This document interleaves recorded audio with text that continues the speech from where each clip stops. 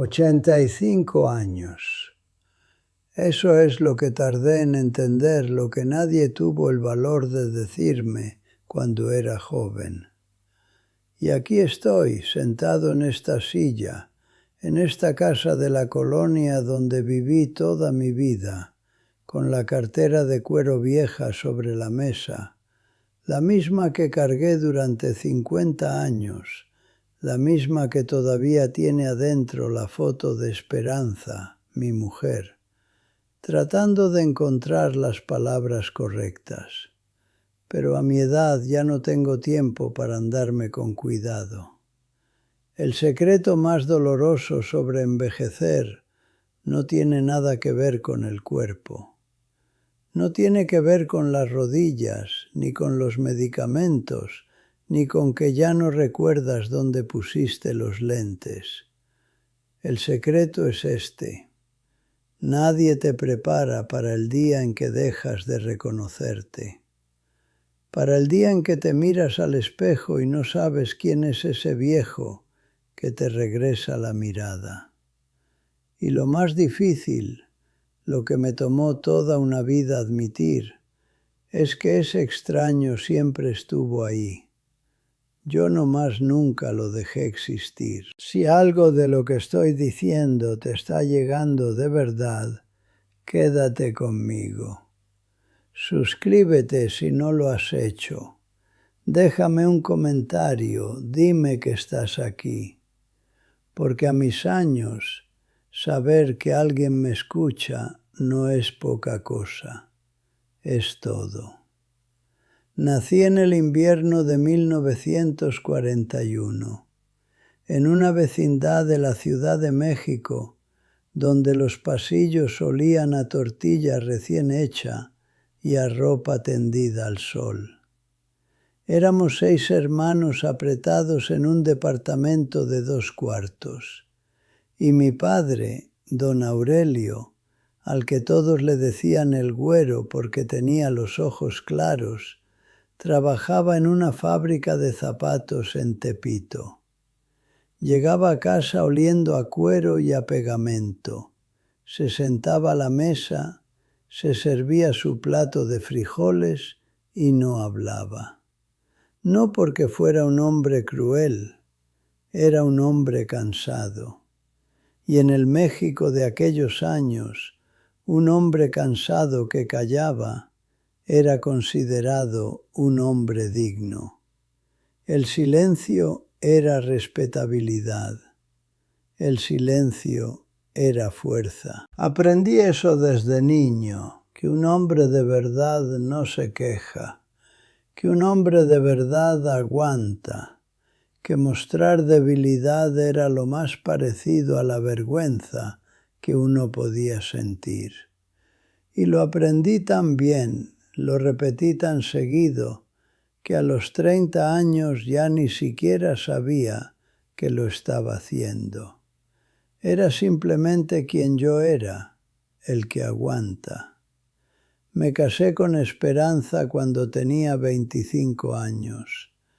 Ella era de Oaxaca, había llegado a México con su familia cuando era niña y tenía una manera de mirar las cosas que te hacía sentir que el mundo era más grande de lo que parecía.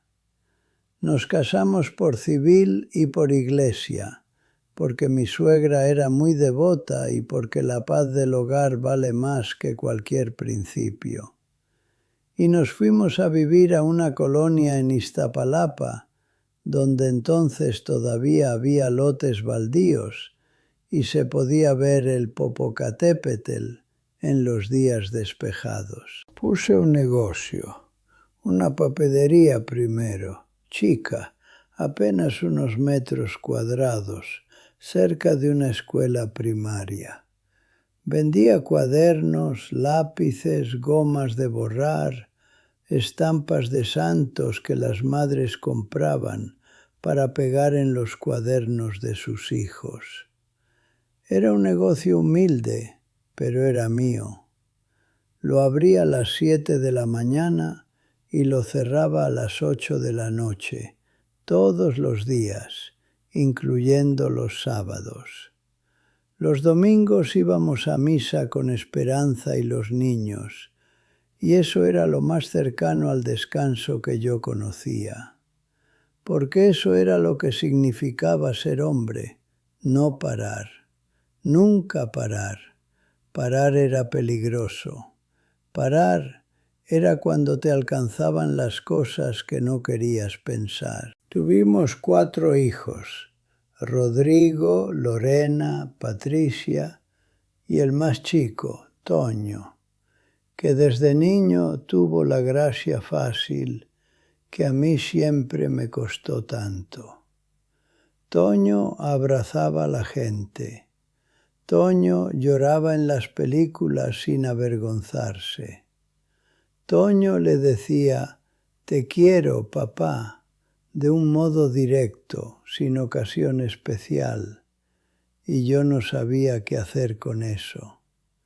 Le daba una palmada en el hombro, le decía, «Ándale, muchacho». Era lo más cercano al cariño que me salía natural. Esperanza lo sabía. Nunca me lo reclamó de frente. Ella no era de pleitos.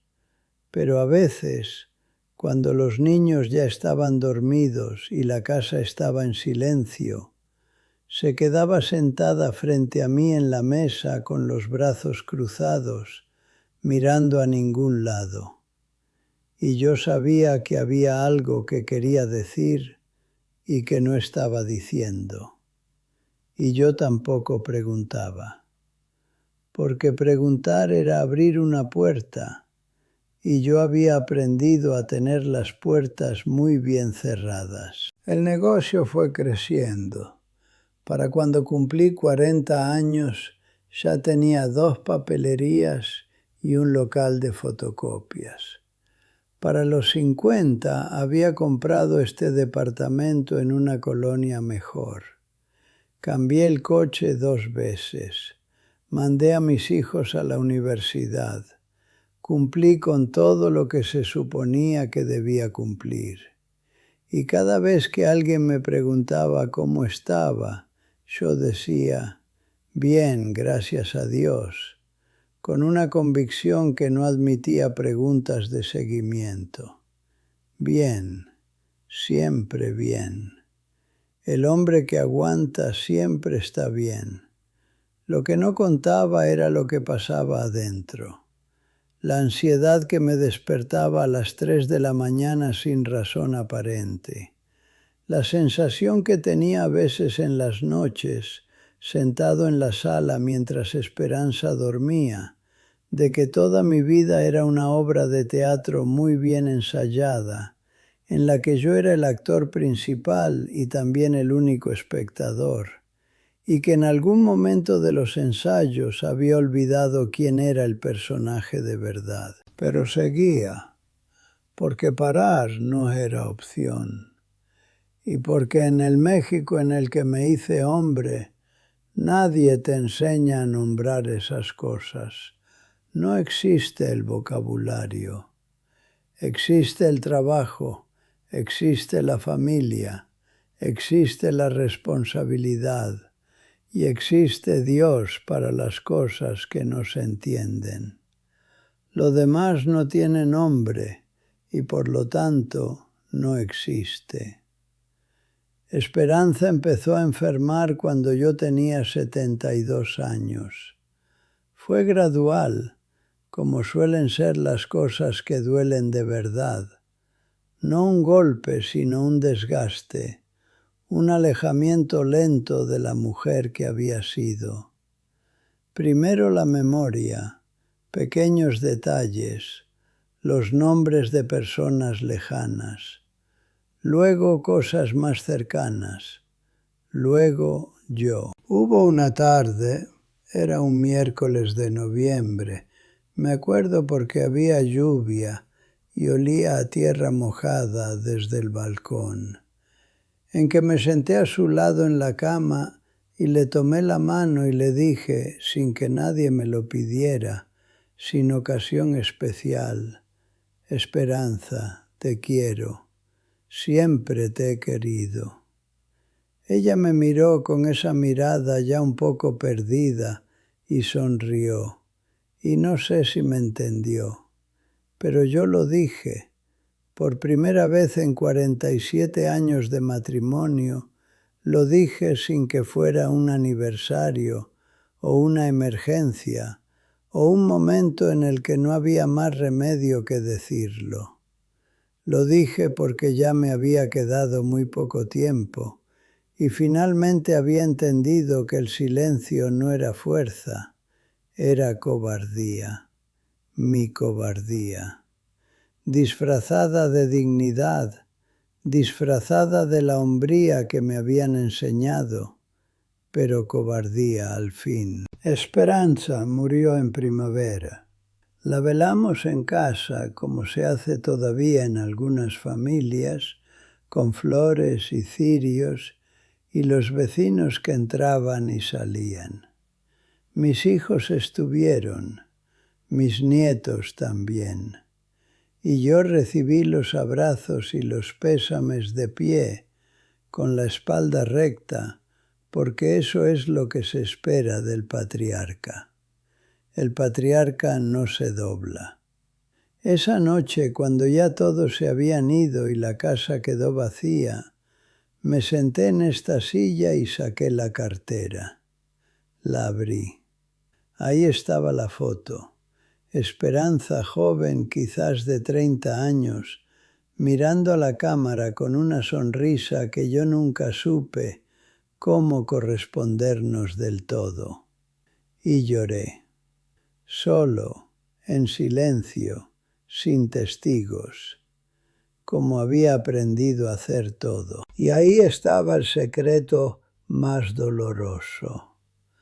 No en la muerte, no en la enfermedad, en el llanto solitario de un hombre de 82 años que estaba llorando cosas de cuando tenía 30, que estaba llorando el tiempo que no se recupera, las tardes que no se vuelven a vivir, las preguntas que no se hicieron, las respuestas que nunca se dieron. Ahora tengo 85. Rodrigo viene los domingos con su familia.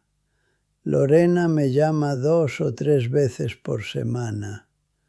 Toño, mi Toño, el que siempre supo abrazar, viene cuando puede, que no es tan seguido porque vive en Guadalajara, pero cuando viene me abraza y no me suelta rápido. Y yo ya aprendí a no soltarlo rápido, yo tampoco. Porque eso aprendí al final, que el abrazo que sientes pena de extender un segundo más es exactamente el abrazo que debiste haber dado todo el tiempo. Ya no finjo estar bien cuando no lo estoy. Ya le digo a mis hijos que los quiero, sin necesitar que sea Navidad. Ya me siento en el balcón con el café y veo pasar la calle sin que me pese no estar haciendo nada. Ya sé que descansar no es rendirse. Ya sé que necesitar no es debilidad. Aprendí todo eso demasiado tarde para aplicarlo a las personas que más lo merecían. Eso es lo que duele. Esa es la verdad que nadie te cuenta cuando eres joven y fuerte y estás convencido de que el tiempo sobra. No sobra, nunca sobró. Y el hombre más fuerte que conocí, el que aguantó todo sin quejarse, el que proveyó, el que nunca paró, el que siempre estuvo bien, era el hombre que más necesitaba que alguien le preguntara cómo estaba de verdad. Ese hombre era yo, y nadie me preguntó, pero tampoco yo lo permití. El Día de Muertos siempre me hizo pensar en eso.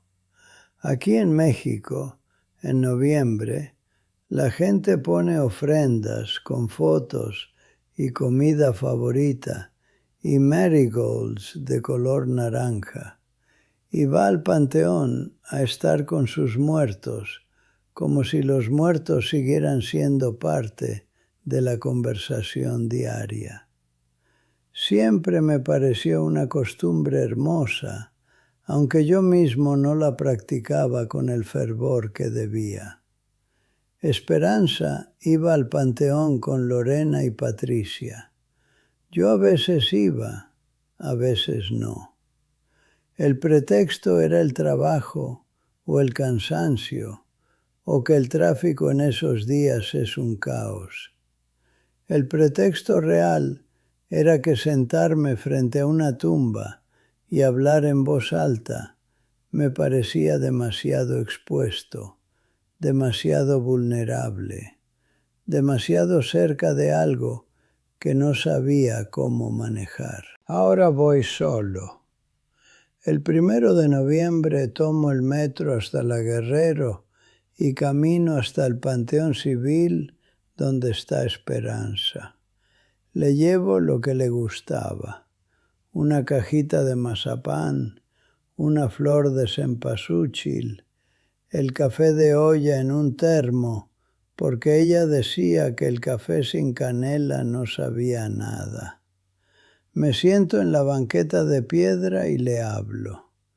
Le cuento cosas que pasaron.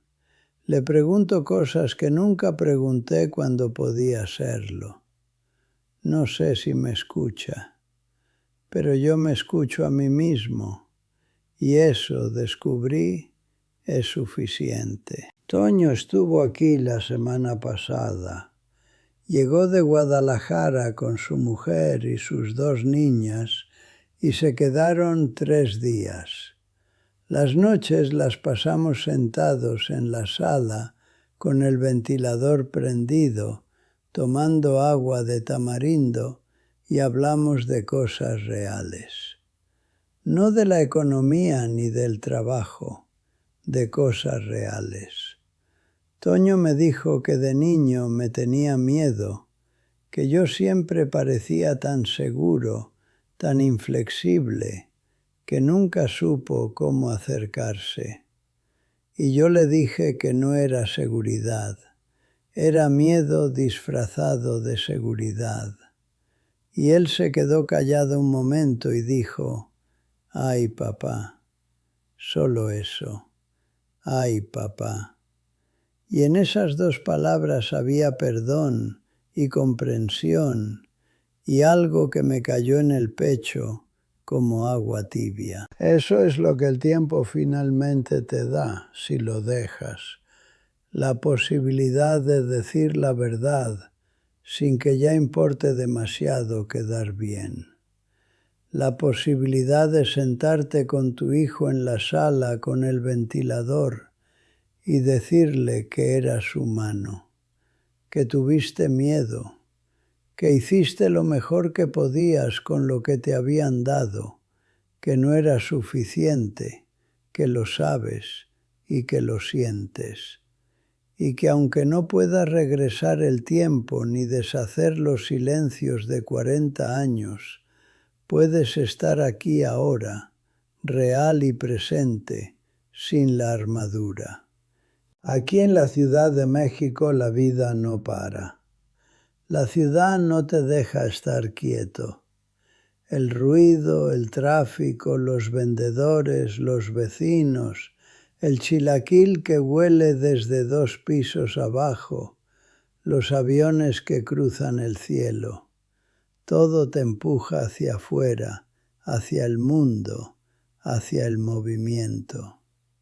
Y yo aprendí a mis 85 años a dejar que eso me mueva también, a no quedarme atrás de una ventana mirando pasar la vida, a bajar a la calle, aunque sea despacio, aunque me cueste más de lo que costaba antes, y estar aquí, presente, visible, permeable. Ya no finjo estar bien cuando no lo estoy. Ya digo lo que siento aunque a veces las palabras salgan torpes, aunque a veces el idioma del corazón todavía no me fluya tan fácil como el idioma del trabajo y del negocio y de los problemas que tienen solución. Estoy aprendiendo.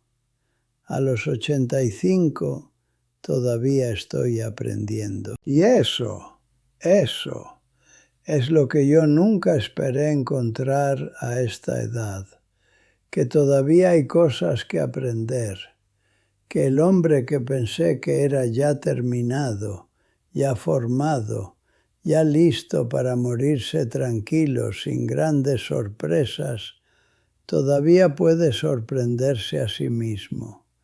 Todavía puede abrir la puerta que siempre estuvo entreabierta y decir, pásale, entra. Aquí estoy, aquí sigo, en esta silla, con la cartera sobre la mesa y la foto de Esperanza adentro. Afuera ya están encendiendo los puestos del mercado. Ya huele a pan y a diésel y a Ciudad de México en la mañana. Y yo estoy aquí, todavía aquí. Y eso, a mis 85 años, todavía me sorprende un poco. Hay una última cosa que quiero decir y que no sé si alguien más lo dice así. Envejecer en una ciudad como esta, con el volcán ahí al fondo cuando el cielo está limpio, con el ruido permanente del tráfico y los puestos, y la vida que no para nunca. Envejecer aquí no te deja en paz con la tristeza. No hay silencio suficiente para que la tristeza se asienten. Siempre hay algo que pasa afuera, siempre hay algo que te llama, siempre hay el olor de algo rico cocinándose en algún lado. Y quizás eso es lo que necesitaba. Quizás lo que necesitaba toda mi vida era exactamente este ruido de fondo para no quedarme demasiado tiempo en las partes oscuras, para que la vida me siguiera tocando, aunque yo no quisiera tocarla de vuelta. Aquí estoy, a los 85, todavía en la conversación. La Ciudad de México me ha dado algo que no esperaba al envejecer: testigos. Vivo en el mismo barrio desde hace 50 años. La señora del puesto de periódicos me conoce. El muchacho de la farmacia me llama don Aurelio porque me confunde con su abuelo y yo nunca lo he corregido porque algo en eso me gusta.